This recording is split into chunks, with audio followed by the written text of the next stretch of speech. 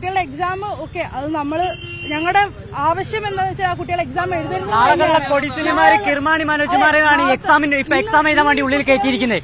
ഞങ്ങൾ ഒരു കാരണവശാലും ഈ നാടിന് വേണ്ടി അഭിമാനമാവേണ്ട ആളുകളാണ് ഈ കിർമാണി മനോജു, അതോടൊക്കെയുള്ള ഈ കൊടിസിനിമാരുള്ള ആൾക്കാർ പോലെ ആവേണ്ട ആളുകളാണ് എക്സാം എഴുതുന്നത്. ഒരു കാരണവശാലും ഞങ്ങൾ അതിന് സമ്മതിക്കില്ല. ഇപ്പൊ നമ്മൾ മര്യാദയ്ക്ക് വന്നതാണ് അല്ലേ? ഇപ്പൊ ഈ പോലീസുകാര് വല്ലാതെ നമ്മൾ ആക്രമിക്കുകയാണ് ചെയ്തത്. നമ്മൾ ആകെ ഇത്ര പേരേ ഉള്ളൂ. മര്യാദയ്ക്ക് ഞങ്ങൾ സമരം ചെയ്തിട്ട് പോവായിരുന്നു. വെറുതെ നമ്മളുടെ മെക്കിട്ട് കയറാൻ നിന്നതാണ്. ഞങ്ങൾ എല്ലാ യൂത്ത് കോൺഗ്രസിന്റെ ആയാലും KSUവിന്റെ ആയാലും ജില്ലാ കമ്മിറ്റികളെ എല്ലാവരും ഇതേപോലെ തിരിച്ചു വന്ന് നല്ല ശക്തമായിട്ട് പ്രതിഷേധിക്കാൻ തന്നെയാണ് ഞങ്ങളുടെ തീരുമാനം. പ്രതിഷേധം നടത്താൻ തന്നെയാണ് തീരുമാനം. അതെ അതെ, എല്ലാവരും ക്വസ്റ്റ്യൻ പേപ്പർ ഉൾപ്പെടെ ഉള്ളിൽ എത്തിയിട്ടുണ്ട്.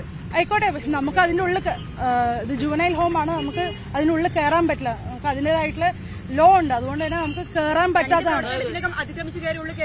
ഓക്കെ, അത് ബാക്കിയുള്ളവർക്ക് ഇപ്പം ചിലപ്പോൾ കയറാൻ പറ്റില്ലായിരിക്കാം. നമുക്ക് അവിടെ അത്രയും സെക്യൂരിറ്റി ഉള്ള ഒരു സ്ഥലമാണ്.